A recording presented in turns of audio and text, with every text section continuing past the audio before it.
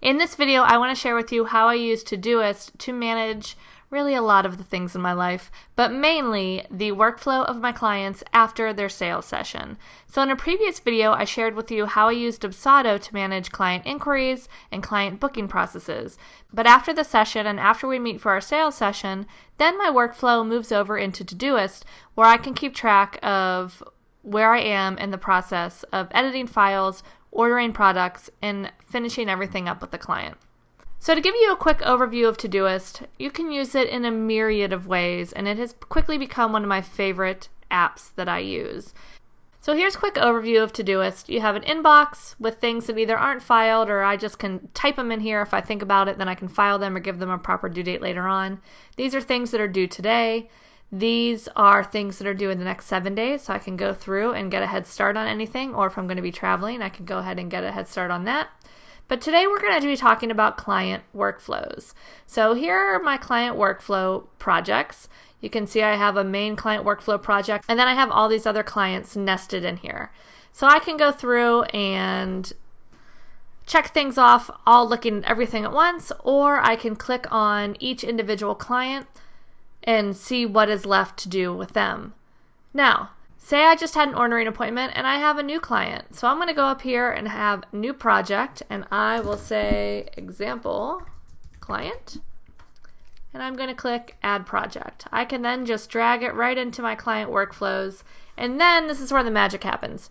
You can go right over here to project actions, import from template, and then I have it right up here. I have this template that I created. I'll show you how to do that in just a second. And boom, I have my entire post-ordering session workflow for my client in here with due dates. So if it was today, today's the Thursday that I'm recording this, I give myself 2 days to enter my QuickBooks invoice, to send a thank you note to my client, and to send my final edits to Evolve Edits, which is who does my post-processing for leash removals and things like that.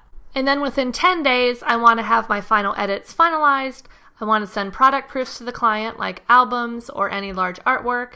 I want to share my web files with the client in 2 weeks. I want to order my products within 2 weeks. I want to create a sticky album for my client within 2 weeks. And then I have add files to portfolio, because I have a special portfolio folder on my computer that I always pull my favorite images from each session into, so that when I need a sample of my images or I need to grab some of my favorite images, they're all in one place. Saves oodles of time later on. Your future self will thank you. I also grab a few files to upload images to social media, and I will export them as Square from Lightroom with a special watermark for Instagram. I can export them as normal 2x3 for Facebook, and then I'll upload those into the program that I use to schedule my social media. I want to make sure I send my clients an email about an update on their product order about 3 weeks after the ordering session, to let them know that everything's in production, everything's moving along, and give them an estimate on when things will be in. And then I also have on there finalize delivery 3 weeks out, create blog posts 3 weeks out, and ask for review 4 weeks out.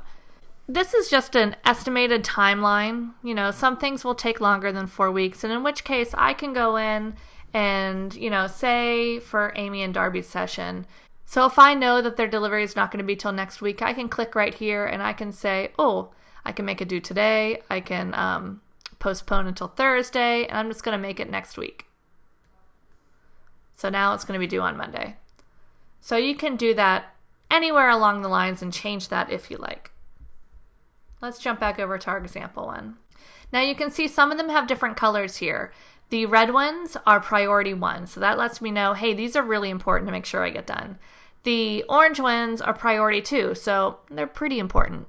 And then these other ones are priority 4, which means they're not that important to be done on that actual date or to follow up at a specific time. They just need to get done at some point. So that's an easy way to manage the different types of tasks that you have in your Todoist.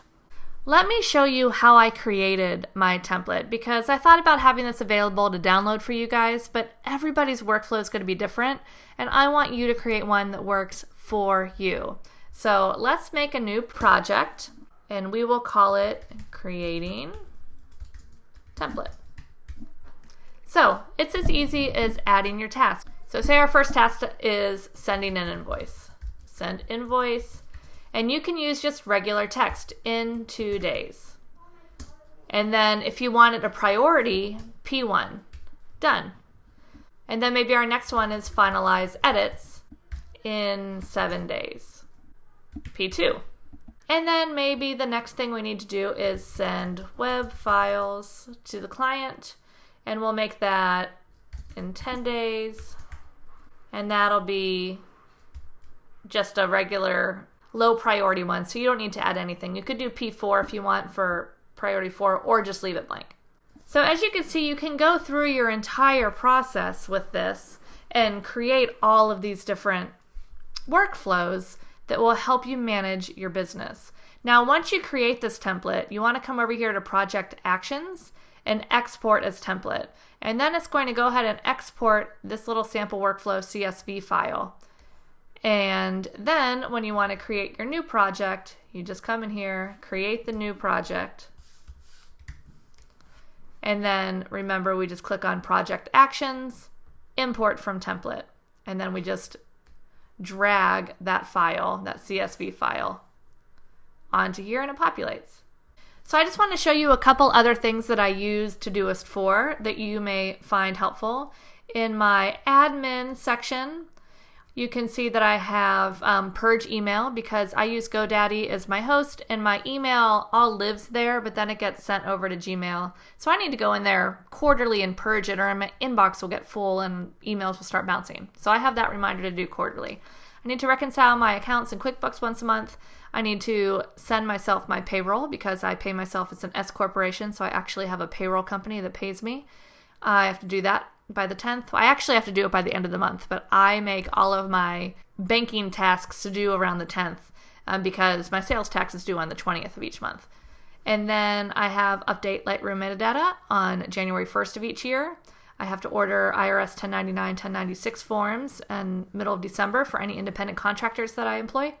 My SEPAR is just something I need to do to take care of that, and I made that due in July.